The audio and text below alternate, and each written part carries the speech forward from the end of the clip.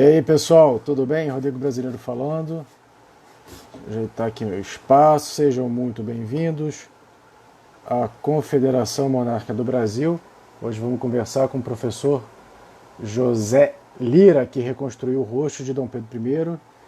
Deixa eu já aqui. Professor José Lira. Professor.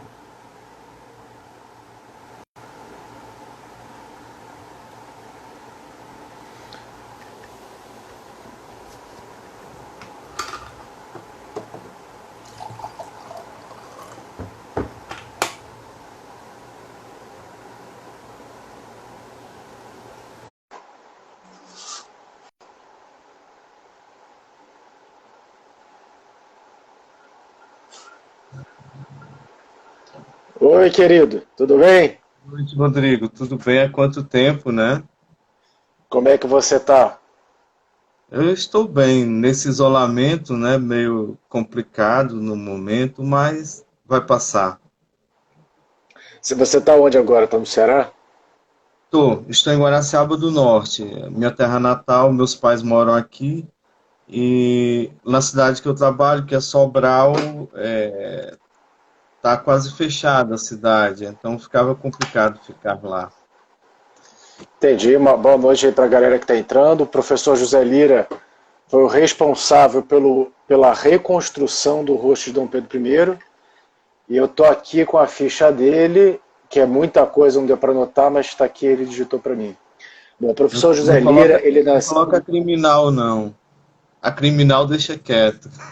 A criminal. Ô menino, me diga, o que você está escondendo, menino? Vou falar com o Arnaldo aí do Ceará aí para te investigar. É, o Arnaldo é o responsável, viu? E cadê o É meu Arnaldo aí? Tá advogado, denunciando? ele. Oi? Ele é meu advogado. Mas ele é historiador, cara? O que vocês estão arrumando aí? Pois é, mas eu contratei como advogado um rábula. Ele entende de direito. Mas assim, quem na verdade é advogado aqui é o Lira, que é formado em Direito pela Unifor, é mestre e doutor em Direito pela... Ele é internacional esse cara, hein? Pela Universidade Nacional de Lomas de Zaroma, Argentina, onde Zamorra. tem o movimento Zamorra. É, o Ah, tá, tá. Zamora, Zamora. Zamora. E ele também é pós-doutor, aí ele foi mais longe, ele foi para a Itália, na Universidade de Messina, é professor de Direito na Universidade Estadual Vale do Aracaju, é cavaleiro da Nobre Pontifícia Ordem Equestre do Santo Sepulcro, de Jerusalém, autor de 23 livros, e o que a gente quer saber aqui, quando é que você virou monarquista até a gente chegar na reconstrução do rosto de Dom Pedro I, que temos perguntas aí para fazer sobre isso. Como é que você virou monarquista? Sempre foi? É, assim, eu não tenho tradição familiar de monarquismo. Não tenho, na minha árvore genealógica, não tem, assim, grandes pessoas ligadas à monarquia. Mas eu tive essa educação brasileira, né? A história do Brasil não é ensinada para gente como ela de fato ocorreu.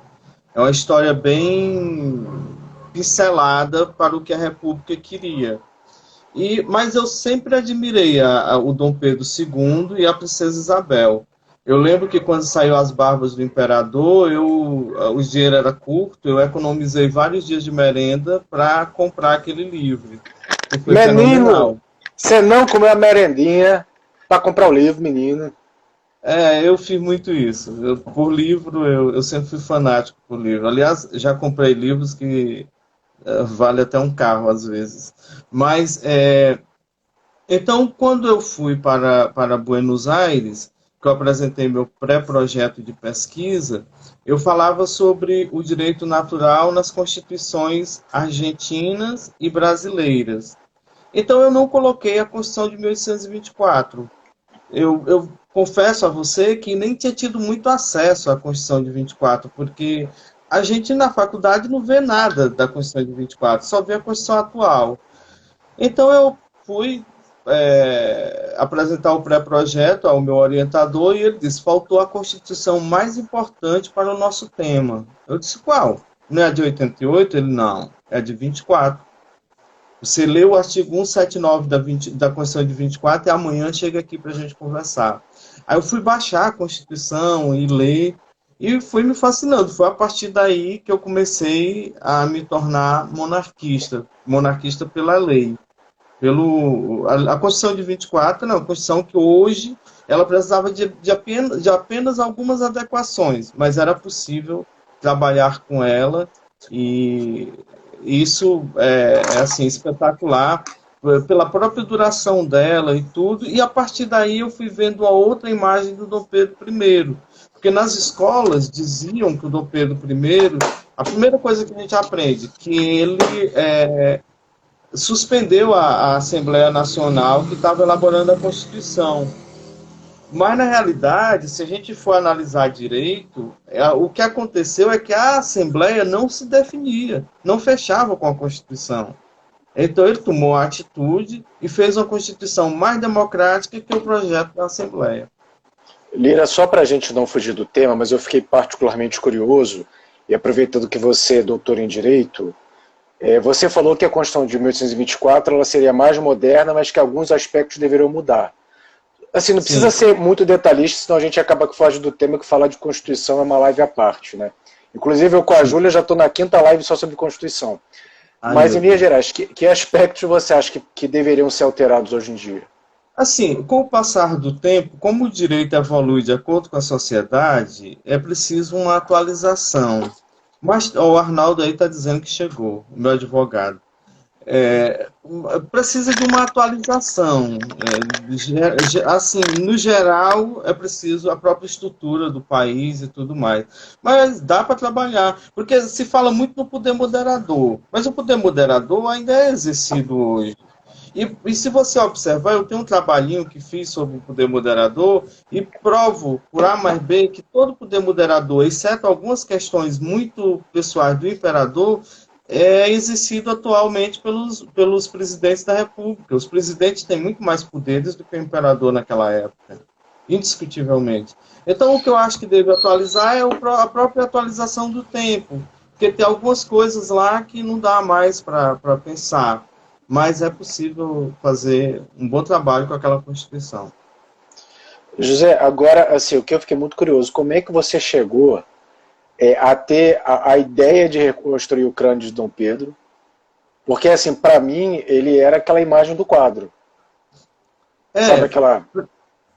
Como é que te deu essa ideia, assim, de pensar, assim, fora da... Agora que você fez um trabalho científico mostrando que a imagem dele não era exatamente aquilo, depois que você descobre, depois que você desvenda o crime, ele é muito fácil, né? Mas até você desvendar, como é que surgiu, pelo menos, primeiro essa ideia de que o rosto dele poderia não ser de fato aquilo que historicamente era relatado? Acho até que pela própria família imperial, se eu não me engano. Sim.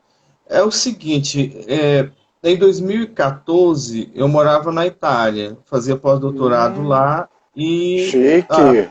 a Messina, ela fica naquela mesma região de Pádua. E tem uma tradição familiar de que os Liras, a minha família paterna, vem da família de Santo Antônio. Então, eu cresci ouvindo falar essas histórias, principalmente pelos Liras de Leiria, Fátima, que é de onde vem todos os Liras do mundo, surgem por ali, e tem os espanhóis, mas os Liras mais conhecidos surgem lá em Leiria. Então, quando eu estava lá em Messina, eu fui passar um fim de semana em Pádua para conhecer, que eu não conhecia. E procurei o reitor do santuário, da basílica, e disse para ele que queria adquirir uma imagem de Santo Antônio, onde ele me recomendava. Aí ele disse, olha, eu vou lhe recomendar que não compre agora, porque o rosto de Santo Antônio está passando por um estudo científico, e pode ser que nós tenhamos uma imagem totalmente diferente dele. Eu disse, Ele disse, sim, mas eu vou te dar de presente uma imagem. Ele me deu uma imagem de 30 centímetros e me deu uma relíquia, que era o que eu queria também, e eu voltei para o Brasil. Quando eu chego aqui, eu descubro quem era o autor do trabalho. Era o Cícero Moraes, que é o design 3D que fez. E nós vamos conversando. Primeiro conversamos sobre Maria Madalena. Maria Madalena foi a segunda grande reconstituição dele. Depois falamos sobre Santa Paulina, sobre o Frei Galvão e outros mais, e no meio eu propus Dom Pedro I. Por que eu propus? Eu sempre achava diferente as imagens de Dom Pedro. Existe a imagem clássica, aquela do Simplício, que é aquela todo mundo conhece, que inclusive nós nos inspiramos para a indumentária dele naquela tela. Está lá no Museu de Petrópolis e tem várias cópias dela espalhadas aí pelo Brasil. Então eu fui propor ao Cícero, vamos tentar fazer o Dom Pedro I? Aí começou a ideia toda, enfim. Mas, assim, só para dizer, então, na verdade, o seu doutorado na Itália não tinha nada a ver com isso. Foi assim? Não, meu pós-doutorado foi em Direito. Eu não cursava nada. Mas, assim, aquela história da Argentina, de conhecer a Constituição de 24, aí sim, quando eu conheci a Constituição de 24, eu me fascinei mais ainda pelo Dom Pedro I, porque nós monarquistas temos uma mania de amar o magnânimo Dom Pedro II e esquecer o Dom Pedro I, que foi muito importante. Dom Pedro é quem fundou a nação brasileira. Nosso querido amigo doutor Sepúlveda, que hoje está aniversariando, aniversário dele? Aniversário do Sepúlveda hoje. O doutor Sepúlveda às vezes fica assim, olha, mas já existia Brasil. Eu disse, sim, já existia, mas ele tornou independente e impôs. Ele impôs, o Dom Pedro I impôs a independência do Brasil. Não é aquela história de Portugal. Você vê naquele livro do Paulo Resulti, nosso amigo comum, sobre o Dom Pedro I, a troca de correspondência dele com o Dom João VI. E o dilema que ele fica diante do Dom João VI, que é o pai, e o dilema que ele fica diante da nação que ele aprendeu a amar. Ele se criou aqui. Então, ele era brasileiro praticamente, né? Ele era brasileiro. Ele é brasileiro. Nasceu em Portugal, mas veio para cá muito criança. E aqui foi que ele se formou, aqui. Até esses personagens aparecem aí com sotaque português. Eu penso que o Dom Pedro I não tinha sotaque português. Porque a convivência com os portugueses era apenas com os pais, né? E a gente observa... Você sabe que tem uma teoria que diz o seguinte, que na verdade o sotaque de Portugal da época era o que se fala hoje no Rio de Janeiro. Ah, sim, o carioca mesmo, né? Que o sotaque da metrópole é que foi mudando e que o sotaque que a gente mantém aqui no Rio de Janeiro é o sotaque mais tradicional. Interessante. Mas isso é outra... Lá em Portugal, Alentejo, né? Depois do Tejo é que o português é mais enrolado e a gente quase não compreende. Lira, mas assim, você, então, caramba, então parece que é quase uma coincidência divina. Você foi querer comprar uma imagem de Santo Antônio, da imagem de Santo Antônio sabia que teve um estudo, do estudo já botou ali Dom Pedro I, e aqui no Brasil, como é que foi esse processo? Porque assim, você precisava do crânio, correto? Só antes de explicar como é que foi o processo, em si de você conseguir o material, como é que é o processo de reconstrução? É por computador? Ele é por foto? Ele é por reconstrução de material genético? Como é que é? Olha, primeiro pode ser uma tomografia computadorizada, por exemplo. Tomografia computadorizada dá uma visão perfeita. Depois são por fotografias de diversos ângulos do crânio. Muita gente questionou por que só uma fotografia possibilitou. Fruto da inteligência do fotógrafo. O fotógrafo pegou um espelho mesmo, não é vidro, um espelho, e colocou o crânio em cima, e cercou o crânio de terra, sei lá, parece-me terra. Ele me disse que era terra, que estava dentro ali, não dentro do caixão, dentro daquela área.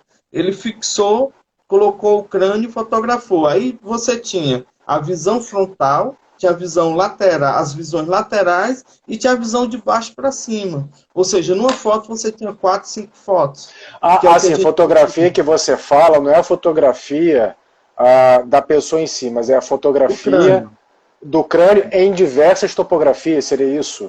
Em diversos ângulos, para você poder ter uma ideia. E o que ocorre quando se pega um crânio desse? Esse crânio, depois que é fotografado, ele é encaminhado para um perito, normalmente um odontólogo, um médico forense. O perito vai analisar as medidas para ver se é homem ou mulher, se é caucasiano, aproximação da idade e tudo mais. Então, quando nós conseguimos a foto, que para chegar à foto foi um rosário, ou quase uma via sacra, mas a gente conseguiu.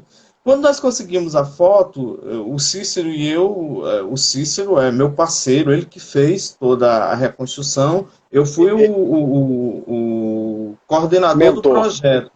Só uma coisa, o Cícero, ele é fotógrafo ou ele é da área médica forense? Ele é design 3D. Design 3D. É ele que faz o 3D. Atualmente, eu acho o maior design 3D do Brasil. Assim, só a gente voltando um pouco, então na técnica você coloca o crânio em cima de um espelho e aí vai fazendo fotos em ângulos específicos e fazer a reconstrução. Mas assim, como é que você conseguiu o crânio do imperador, cara, assim? Foi o você caso... chegou lá, assim, eu já estou imaginando o que aconteceu. Foi uma gangue chamada Valdirene Ambiel, José Lira, Paulo Resutti, não sei se o Arnaldo está no meio aí do crime. Não. Aí chegou lá, aí... O trabalho foi ainda levaram o Dom Bertrand junto. O trabalho foi da professora Valdirene. Quando nós entramos, quando eu entrei na história, já tinha acontecido todo o trabalho, eu não vi o crânio. Então, o que acontece? O Paulo Resutti é culpado porque o Paulo Resutti colocou a foto do crânio na biografia dele do Dom Pedro I. Então, há uns quase 3 anos, eu estava convalescendo de um problema de saúde e um amigo me chamou para ir a uma livraria. Eu disse, não, rapaz, eu não vou não, que eu estou muito mal e não posso. Ele, vamos, rapaz, vamos. Eu estava magro e tudo mais magro do que sou, estava meio esquelético.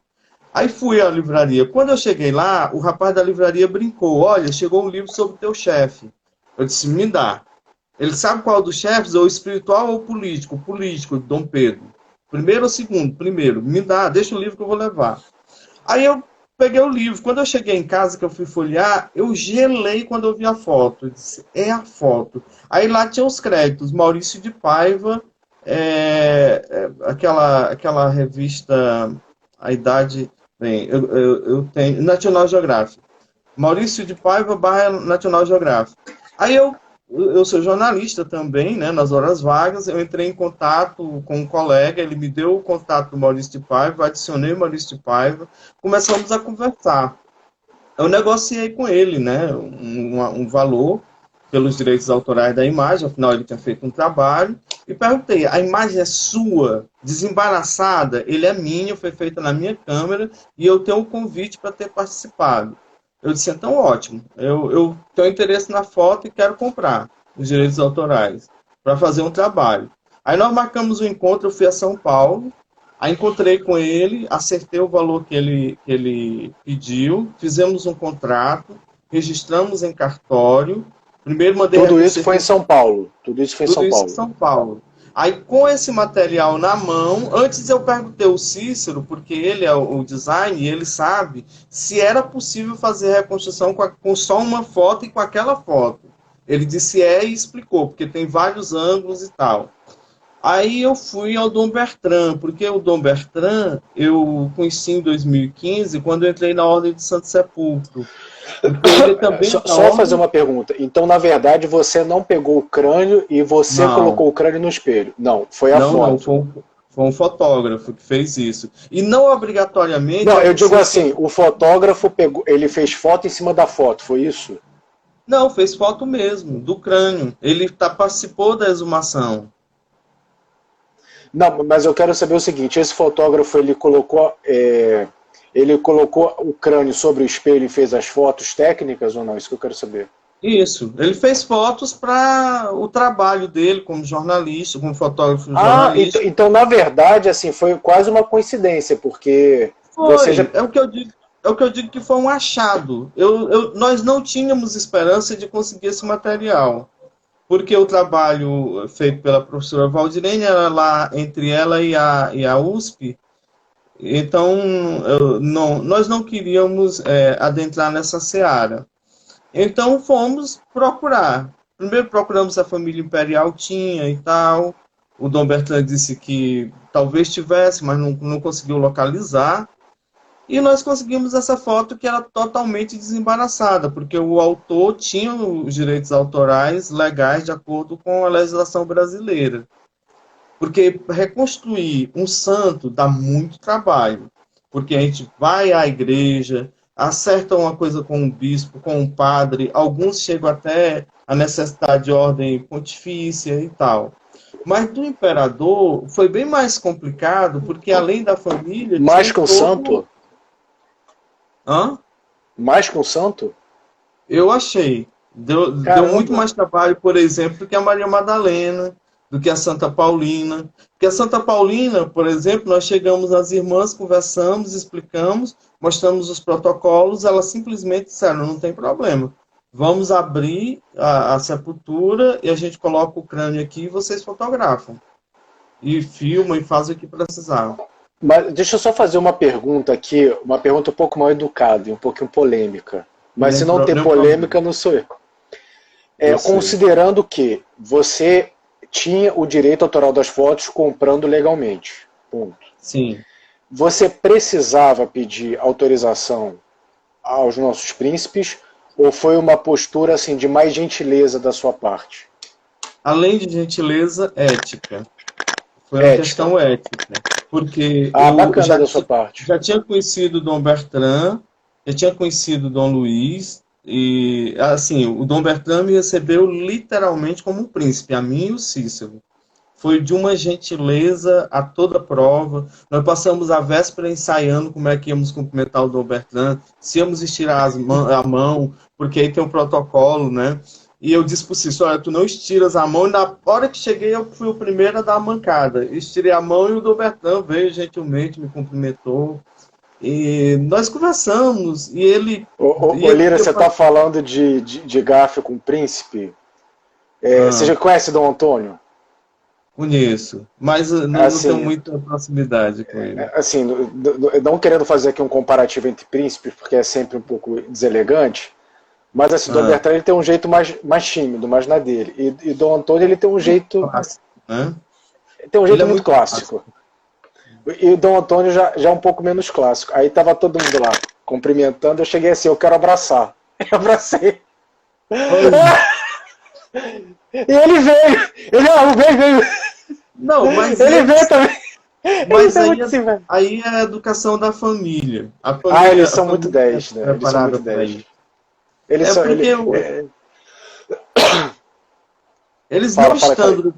Eles não estando no poder, eles foram preparados para chefiar um Estado, né? É uma tradição familiar, é diferente de uma Mas aí você ficou... eu achei que foi muito gentil da sua parte de fazer esse comunicado à família.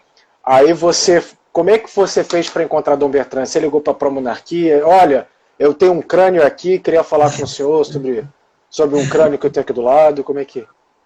Não. Eu cheguei ao Dom Bertrand via a doutora Rita de Sá Freire, via doutor Nelson Barreto, lá de Brasília. Porque a doutora Rita é minha madrinha na Ordem de Santo Sepulcro. E ela entrou em contato com o doutor Nelson, que entrou em contato com o Dom Bertrand, e Dom Bertrand nos recebeu. Foram vários protocolos. Eu tenho aqui guardados, por exemplo, aqui é um dos primeiros documentos de dezembro de 2015, uma autorização dos príncipes. Aí depois veio outro... Lira, essa autorização ela foi especificamente para fazer a reconstrução? Tá. Pensei que fosse a autorização para a exumação dos corpos. Não. Nós não ventilamos essa hipótese, não, que seria muito complicado. E você já tinha o material, né? Você já tinha o material. Aí depois que eu consegui a fotografia, aí eu fiz novo registro em cartório, dessa vez com o cidadão lá que cedeu os direitos e tal. Com essa documentação, eu expliquei ao Dom Bertrand que já dava para fazer. Aí sim, veio um documento oficial da Casa Imperial, assinado por ele, pelo Dom Caraca! Luiz. Ah, meu Caraca, que amigo, maneiro! eu sou o brasileiro que tem uma carta imperial. Veio a autorização, ó, no timbre dele, com a coroa e tudo mais, o brasão que eles têm, a assinatura do Dom Luiz e do Dom Bertrand. Quando eu fui reconhecer a firma deles, foi que eu descobri o nome, que é bem diferente do Dom Bertrand de Orleans e Bragança. Eu vou botar o óculos aqui e ler para ti. Talvez até você saiba, mas o nome formal dele é Dom Bertrand.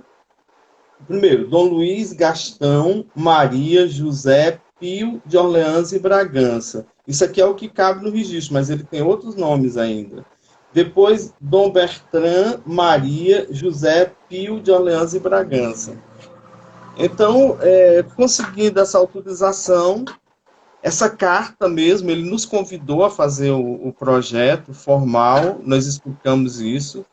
E explicamos também que era nós não publicaríamos, por exemplo, se a família não aprovasse a reconstrução. Nós fizemos essa condição, embora que um trabalho científico, mas vamos supor, ele queria que o Dom Pedro parecesse com o Dom Luiz. É claro que ele não ia fazer isso, mas nós não faríamos porque nós desrespeitaríamos um protocolo científico e, ao mesmo tempo, nós não queríamos ficar mal com Sua Alteza. Ficaria bem complicado para a gente fazer isso. Então, nós decidimos, olha, se o senhor e o Dom Luiz não aprovarem, o diálogo foi todo com o Dom Bertrand. O Dom Luiz foi só no final. Então, se os senhores não aprovarem, nós não divulgaremos. Deixa eu aproveitar esse gancho aqui e fazer mais uma pergunta. Você teve medo que eles não aprovassem o projeto? Porque eu acho que eles são super tranquilos, assim, podia vir assim, tipo, acho que qualquer imagem, eu acho que eles não fariam restrição. Você chegou a passar pela sua cabeça que eles pudessem não gostar do resultado e de alguma maneira censurar o projeto? Olha, sim e não. Sim, porque é um risco que todo trabalho científico que a gente faz tem. Não pela ética que eles têm, pelo modo de conduta da família. Eu já era fã dos Orleans e Bragança. Depois eu me tornei extraordinariamente fã pela educação, pela fineza, pelo modo com que eles trataram tudo isso. Eu digo, hoje está completando 2 anos que a Rede Record publicou essa reconstrução. Um abraço para a Rede Record. Nós nem está perdendo para a gente audiência. Nós nem lembrávamos disso, né? Que fazia 2 anos hoje. Hoje de manhã foi quando eu fui ver as atualizações, as memórias do Face, eu encontrei isso. Então, quando o Dom Bertrand, nós chegamos à reconstrução final, tinha outra rede de televisão, não posso dizer por questão de ética, que estava interessada. Rede Globo? Não, eu Rede não posso Globo, dizer. Bandeirante? Não posso dizer. É uma questão de ética nossa. E a matéria, a pessoa passou um croquis da matéria sem querer, e nós vimos que a matéria ia para um lado que nós não gostaríamos que fosse. Então nós vetamos e passou um tempo, aí nós decidimos que iria pela CNN, a CNN Nacional, não, CNN Brasil? Não, bem, eu não estou me recordando agora o nome do jornalista, eu lembro que a memória está ruim. Mas, enfim, nós negociamos com uma mídia internacional e saiu no mundo inteiro no dia do descobrimento do Brasil, dia 22 de abril. Aí, depois disso, vieram várias propostas para a gente fazer e tal, matéria. Aí nós pedimos para entrevistar o Dom Bertrand, a família, mas nós não sabíamos quem tinha sido entrevistado. E para nós o que compensou todo o trabalho foi depois que o Dom Luiz olhou a foto, ele ia entrando em casa no Pró-Monarquia, eu estava lá esperando para conversar com o Dom Bertrand e o Dom Luiz entrou. E eu não resisti. Cheguei e disse, Dom Luiz, posso falar com o senhor? Ele, pode? Pois não, boa noite. eu sou José Luiz Lira. Ah, o rapaz que estava trabalhando aí com o projeto do Dom Pedro, eu sou eu mesmo. Eu só posso lhe mostrar uma foto? Ele, pode. Aí eu mostrei a foto. Ele se emocionou. Era essa foto, né? A reconstrução. Aí ele se emocionou e disse assim, Dom Pedro I. Não tinha o nome do Dom Pedro, que nem aqui está. Tava só a foto mesmo. E o cabelo estava um pouquinho mais curto. Ele, Dom Pedro I, meu tetravô. Obrigado pelo presente que você está me dando. Pagou. Aquilo ali compensou todo o nosso trabalho. O Cícero e eu nos emocionamos profundamente, choramos quando nos encontramos e conversamos sobre isso. Foi assim a compensação de tudo. E depois o Dom Bertrand confirma na TV que a imagem reproduz as memórias familiares que eles tinham. Quando eu fui lá, eu perguntei ao Dom Bertrand se o Dom Pedro era narigudo, porque eu não queria dizer que o nariz dele era quebrado, era torto. A minha ideia é que o nariz era torto e não que tinha sido quebrado. Então, quando eu disse, Dom Bertrand, o Dom Pedro seria narigudo, aí ele parou e disse, ele tinha o nariz quebrado. Eu, como? Ele disse, ele quebrou o nariz numa das quedas que ele levou e tal, e não houve recuperação naquela época. Não tinha medicina para tanto. Então ele ficou com o nariz torto mesmo. Eu disse, meu Deus, muito obrigado, Dom Bertrand. Mas não disse a ele que o doutor Paulo Salles, que era do IML do Rio de Janeiro, tinha dito exatamente isso. Que o nariz era quebrado, mas que tinha solução de continuidade, ou seja, não era de nascença. Aí então nós fizemos, o nariz dele não ficou literalmente torto, há um pequeno sinal para poder dizer que teve cientificamente. Mas a única exigência do Dom Bertrand na ocasião, e do Dom Luiz não, o Dom Luiz achou perfeito, é que nós tínhamos feito o Dom Pedro com cabelo curto. E o Dom Bertrand disse o seguinte, olha, na época do Dom Pedro I, as pessoas usavam cabelo grande, era bem diferente desse. Aí nós fizemos, você estava lá no dia que eu entreguei a foto formal a ele no encontro monárquico.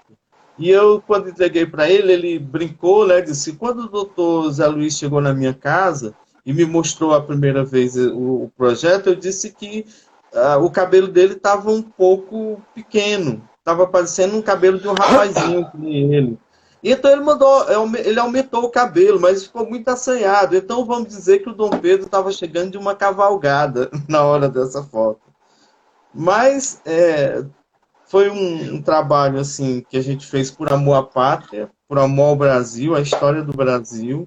Nós não cobramos nada de ninguém, pelo contrário, fomos cobrados. Só pagou, né? Mas nós não contabilizamos o que gastamos, nem o Cícero, nem eu. O doutor Paulo Salles também fez voluntariamente, não cobrou nada, o perito. Mas teve muitas viagens, muitas coisas que a gente foi contabilizar. Uma coisa que eu queria saber é o seguinte, a reconstrução da imagem em si, ela foi feita à mão ou vocês utilizaram recurso de computador? É computador e tem parâmetros científicos. Parâmetros científicos para definir o rosto, o que a gente o que o crânio diz. O perito vai dizer um bocado de coisa e o programa também vai dizer a fundura dos olhos, o nariz, a boca, são questões que já estão no próprio crânio. A textura do cabelo, o tipo de cabelo, se é crespo, se é liso, se é enrolado, isso dá para fazer também? Não, isso já é estimado. Isso já seria estimado. É por isso que a gente diz que a reconstrução ela está entre 85% e 100%. Porque esses outros 15% vem o cabelo, vem a barba, o Dom Pedro, a gente fez um cavanhaque nele, conforme as pinturas padrão, e também a indumentária. Porque a gente supõe que o Dom Pedro não foi sepultado com a indumentária que a gente colocou, ele foi sepultado com a indumentária portuguesa. Mas ele tinha algumas das comendas que ele usava, e nós colocamos aí. Isso nós consultamos o Itamaraty e o Ministério das Relações Exteriores de Portugal. E fizemos, ao final, até mandei para o Dom Bertrand, nós identificamos cada uma das comendas que ele usava e colocamos comendas tanto do Brasil quanto de Portugal, porque ele é Pedro I aqui e Pedro IV em Portugal. Lira, quanto tempo levou desde o primeiro ato formal, assim, que você ligou para o fotógrafo, que você fez equipe, até finalizar o projeto? Você tem como estimar? Isso levou 1 ano, levou 2 anos? Espera aí que eu vou olhar aqui, só por via das dúvidas, olhar a data correta. Caraca! Foi 1º de março de 2018. Nós conseguimos a foto em 1º de março de 2018. 20 Mas teve de um abril, processo antes disso, né?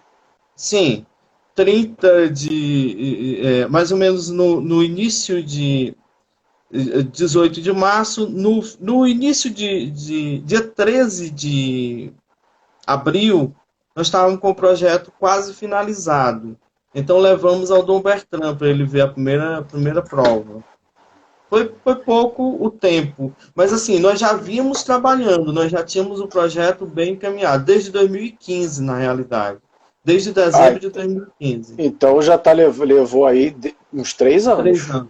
3 anos. 3 anos.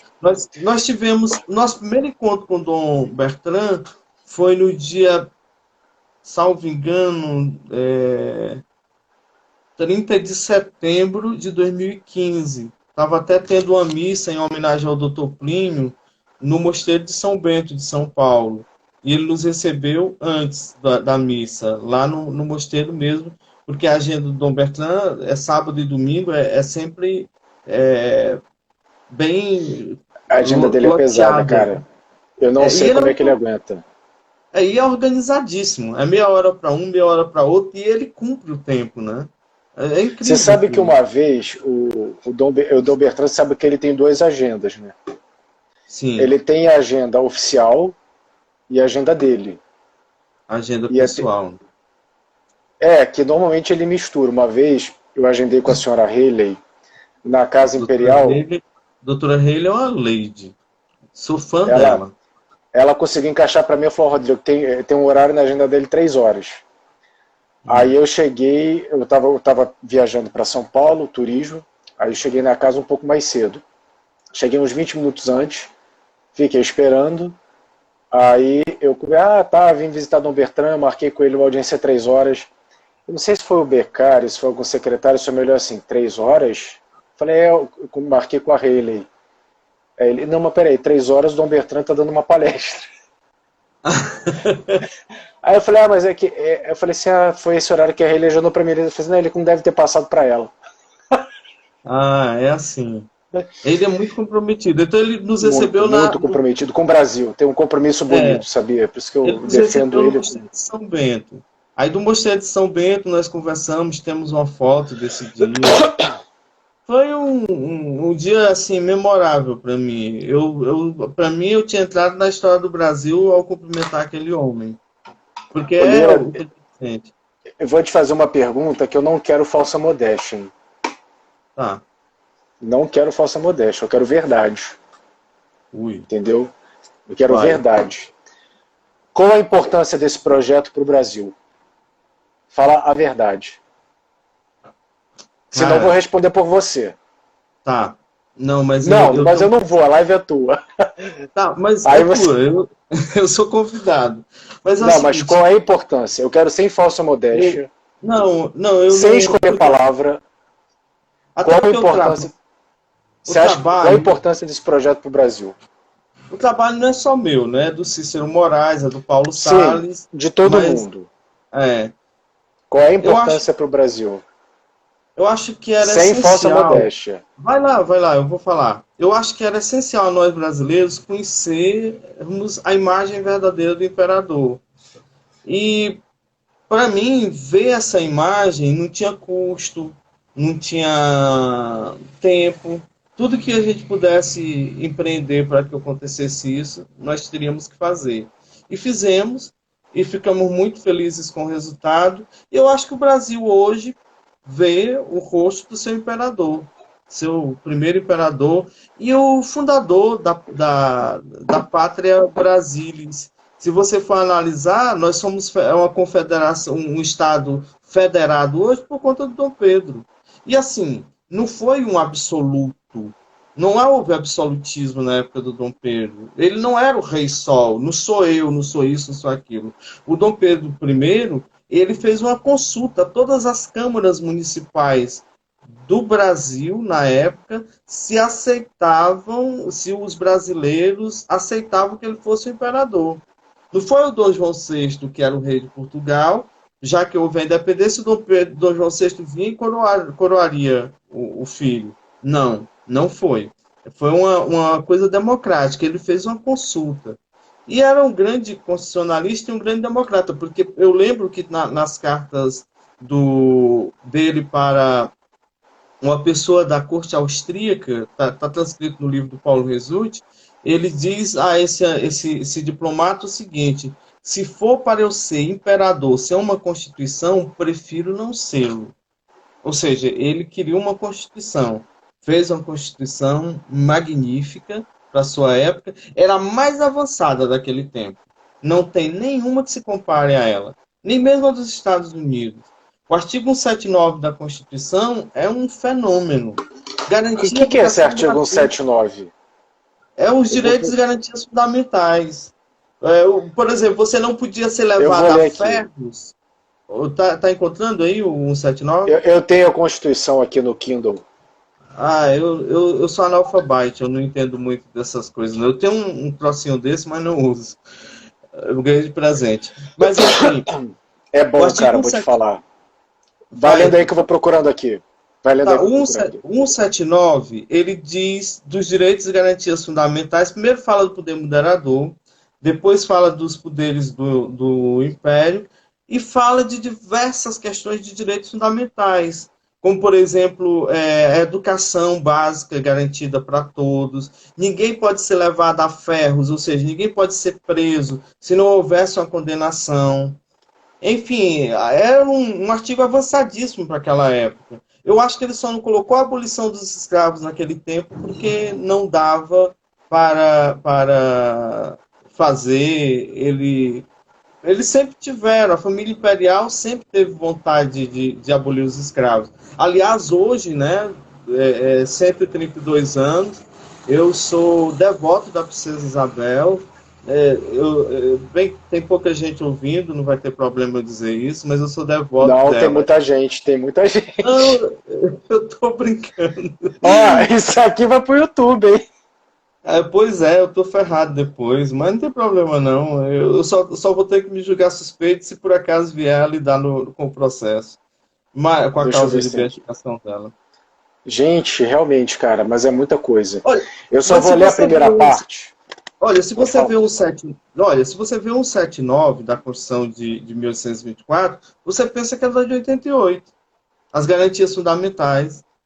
Não, agora, você imagina o impacto de um cara que já estava há vários anos na advocacia. Eu me formei em 2001. Eu tinha 9 anos de advogado. Comecei meu doutorado em 2010. Quando eu me deparo com esse artigo, eu nunca vi isso na faculdade. Hoje, para os meus alunos, eu sempre faço questão de ressaltar. E, às vezes, você dá a aula normal e, na prova, o aluno ainda questiona. Ou o aluno questiona como é que é a democracia, como é que é isso. Por quê? Porque foi formado na escola republicana. A escola republicana tinha que acabar com essa coisa interessante. Eu até justifiquei hoje no Facebook e no Instagram, essas redes sociais, que hoje deveria ser feriado nacional no Brasil. Porque é o dia da unidade nacional. É o dia que todos nós nos tornamos irmãos. A princesa Isabel promoveu isso. E ela tinha consciência que podia perder o trono. Tinha consciência. Porque quando o barão de Cotegipe disse para ela, majestade, Vossa Alteza acaba de libertar uma raça, mas perdeu o trono. E ela, 1000 tronos eu tivesse, 1000 tronos eu perderia para tornar esse povo livre. Então, era uma mulher corajosa. Às vezes até a gente fica pensando, por que a proclamação da República naquele tempo, errada, foi um golpe de Estado literalmente, dizem que nem o próprio Deodoro sabia direito o que estava fazendo. Tanto que tem uma história que ele foi convidado a entregar o decreto que degradava a família imperial do Brasil. E disseram, você vai entregar ao imperador. Ele disse, se eu for, o velho chora. Se o velho chorar, choro eu também. Se chorarmos nós dois, com essas lágrimas vai embora o sonho republicano. Ou seja, ele sabia que o regime monarquista era melhor. Mas aconteceu isso, e eu acho que eles temiam mais era a Dona Isabel mesmo, que ela era uma mulher muito autêntica, muito forte. Lira, falando em movimento monarquista, sem falsa modéstia, hein? E sem escolher Hum. palavra, você compreende a importância do seu trabalho de reconstrução especificamente para o movimento monarquista? Você tem essa consciência? Ou até esse momento... Não, Não, não. não, Aí eu não. tô sendo sincero, eu não tenho consciência disso. Não tenho. Você não tinha consciência? Eu esperava que a resposta fosse outra. Não, eu não tenho consciência, porque eu fiz, não foi assim pensando. Não, eu Eu sei que fiz, você não fez pensando em colher louro, mas por exemplo, a gente que está num ativismo, objetivamente a gente olha isso e vê que isso é de uma suma importância, porque coloca a monarquia na discussão do ponto de vista histórico, e do ponto de vista histórico a gente tem como fazer uma transposição para o ponto de vista político. Você nunca assim parou para pensar na importância do seu trabalho para todo esse crescimento? Não estou dizendo que foi só isso, tá? Mas assim, é um somatório de coisas, né? Mas você nunca parou para pensar na importância que o seu trabalho teve para o crescimento do movimento monarquista? ainda não, E Rodrigo. agora que você está ciente disso, o que você tem a dizer? Olha, se eu tiver trazido dois monarquistas para o movimento, eu já tô Você acha, satisfeitíssimo. você acha que foi só dois, cara? Por exemplo, eu era admirador da monarquia. Eu não era um monarquista pleno. Mas agora, quando você conhece Sua Alteza Imperial e Real, Dom Bertrand de Orleans e Bragança, ou você se torna um monarquista, ou não. Ou ama ou deixa o regime. Na hora que eu vi o Dom Bertrand, eu disse, eu sou monarquista. Foi a partir dali que eu vi. Por exemplo, meu colega de trabalho, que eu até comuniquei para ele, eu tive dias turbulentos, você sabe, eu lhe falei, por conta de um problema quase familiar e do falecimento de uma pessoa muito querida minha, e eu fiquei meio desligado de tudo. Mas eu não esquecia da live. Você me lembrou ontem à noite, mas mesmo assim eu não me esquecia. E eu esqueci de dizer para o Cícero mais cedo. Mas eu vi que ele curtiu a publicação no Insta, e eu disse para ele que nós íamos fazer esse trabalho. Então, por exemplo, o Cícero permanece com ideias republicanas. Ou ele tem hora que ele é monarquista, mas ele não é como eu sou. Por exemplo, quando alguns dos nossos grupos monárquicos, você sabe que eu saí de alguns deles, começaram a defender determinada cor partidária da República, eu disse, eu não participo desse movimento, eu sou monarquista. Monarquista não tem presidente da República, não tem... a gente vota por obrigação, a gente tem que ter a obrigação cívica de votar. Mas eu não vou defender uma cor republicana. A minha cor é monárquica e do ramo de vassouras. Então, é essa a minha cor. Eu defendo esse... Um dia, eu tenho certeza que a monarquia será restaurada e nós vamos ter um imperador no Brasil e um administrador que tenha dignidade, formação para tal. Não estou dizendo que os outros administradores não tenham dignidade, não é isso que eu quis dizer. Mas a formação de um monarca, ele nasce para aquilo ali. Do dia que ele nasce, ele já recebe aquela formação. Jamais ele vai titubear ao servir a sua pátria. Eu tenho certeza que se a monarquia fosse restaurada hoje, alguns dizem, o Dom Luiz renunciaria. Renunciaria não. Eu tenho certeza que ele assumiria e seria um grande imperador com a decência que ele tem, com a dignidade, com alguma limitação que ele pode ter de saúde, por conta até da idade, mas ainda assim seria um grande monarca. José, vamos falar aqui francamente. Você acha que o movimento monarquista de fato consegue mudar o sistema em forma de governo? Ou que nós somos apenas um bando de saudosistas batendo cabeça e olhando para o passado como se Olha, fosse Um passado de glória. Rasga o verbo. Rasga o verbo. Primeiro, nós não somos saudosistas porque nós não vivemos a monarquia. Saudosista é aquele sujeito que viveu aquele momento e tem saudades daquele tempo que perdeu. Nós temos saudade de uma pessoa que se foi. Nós temos saudade de uma conversa, de um local. Hoje mesmo nós estamos com saudade do ano passado. Quem não está com saudade do dia de hoje no ano passado? Era domingo, dia das mães, todo mundo estava nas suas casas comemorando. Domingo, dia das mães passado, por exemplo, foi para nós aqui em casa foi meio difícil. Meus irmãos vinham, um de cada vez, para cumprimentar a mamãe de longe. Ninguém deu um abraço na mamãe, ninguém deu um beijo na mamãe, por conta dessa realidade que nós estamos vivendo.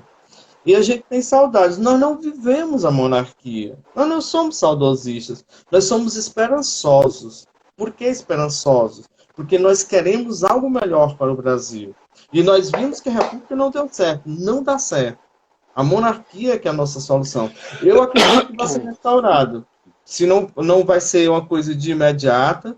E conforme o pensamento democrático da família imperial brasileira, ela vai ser restaurada democraticamente. Porque já houve tentativas de voltar à monarquia do jeito que a República foi instalada. E a família imperial não aceitou. E nem aceitará, eu acredito. Então, eu acho que a monarquia vai voltar, sim, mas democraticamente. Se nós, por exemplo, mesmo que a gente já esteja lá de bengala, velhinho, nós vamos dizer assim, eu joguei um tijolo nesse processo. Eu fiz uma live lá com o Rodrigo Brasileiro, os nossos netos, bisnetos vão dizer, ai, vô, como você era antiquado, live, não vai mais existir isso, não vai existir uma comunicação mais moderna. Então, nós vamos, do jeito que nós temos o VHS hoje, que não serve mais para nada, eu vivia comprando VHS, e hoje eu não uso mais nenhum, porque não posso usar. Então, eu acho que vai ser desse jeito. E assim, eu faço como o Dom Bertrand, pergunte à pessoa que está do seu lado se a República está dando certo. O que é que está bom? O Dom Pedro II, que susto ele teria se voltasse no tempo, ou voltasse para o futuro, e chegasse hoje e visse o que a nação exemplar que ele deixou se tornou. O Brasil era uma potência nas mãos dos dois imperadores, porque há essa coisa de injustiçar o meu amigo Dom Pedro I. O Dom Pedro I não me conheceu, mas eu fui o segundo a vê-lo nessa nova formatação.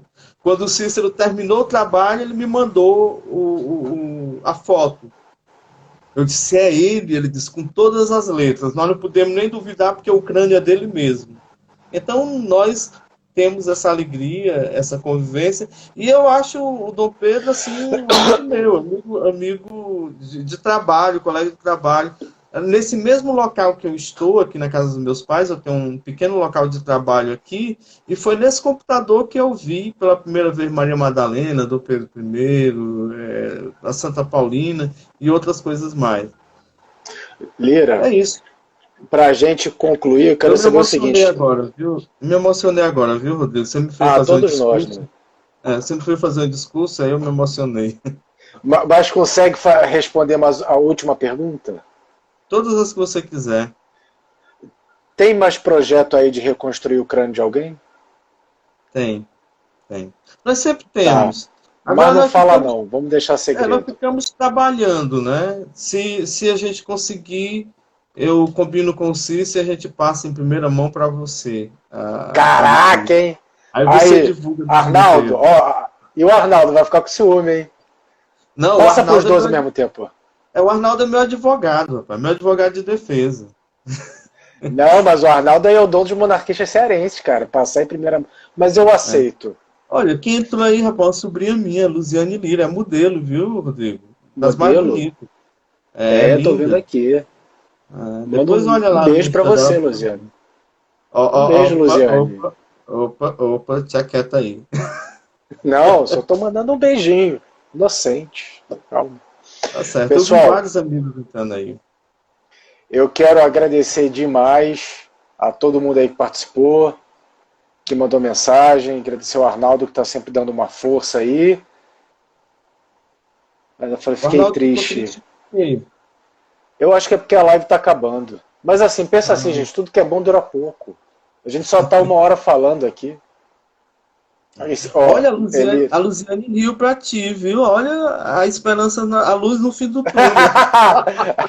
A esperança não morre. A luz no fim do túnel. Professor, quero agradecer demais você ter vindo aqui. Tem que vir de novo para o Rio de Janeiro para a gente fazer uma bagunça nessa cidade. E assim temos que monarquizar. Assim que passar esse negócio, eu vou correndo pro Rio. Tô morrendo de saudades daí. E eu acho que esse ano o encontro foi cancelado, o encontro nacional. Foi adiado. Mas... Eu não sei se foi cancelado ou se foi adiado. Eu ouvi falar em adiamento. Eu não sei como é que eles definiram. Adiamento que eu ouvi falar. Adiamento, né?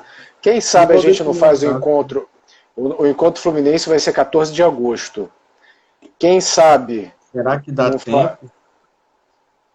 Ah, cara, até agosto. Será que ainda vai ter pandemia rolando? Enquanto não tiver uma vacina própria, vai ficar muito difícil. Não, vacina vai demorar. Vacina 1 ano, pelo menos. Vacina não entra agora. Vamos ver. Podia fazer em dezembro, em homenagem ao Magnânimo. Eu topo. Rio 40 graus. Aí, assim, a gente sai do encontro, vai todo mundo pra praia. Aí dá bom. Aí dá bom. Mas aí nós podemos convidar os príncipes, né? Ah, por que não, cara? Eles são filhos de Deus, cara. Vai só a plebe. Não, tem que chamar. Se eles vão, é outra história, mas a gente chama. Lira, quero agradecer demais, assim, eu sou um fã do seu trabalho, assim, desde que eu te conheci no Rio, fiquei fã do seu trabalho. Eu lembro daquela live que a gente riu pra caramba. Não sei se tu lembra da live. Engraçado. Muito engraçado, eu lembro sim, foi muito bom. O pessoal só está me perguntando sobre círculo, só para responder rapidinho, pessoal. Pessoal, quem quiser saber sobre grupos monárquicos, a gente tem quase todos os grupos catalogados na Confederação. Pode acessar o nosso site, que é www.movimentomonarquista.com.br.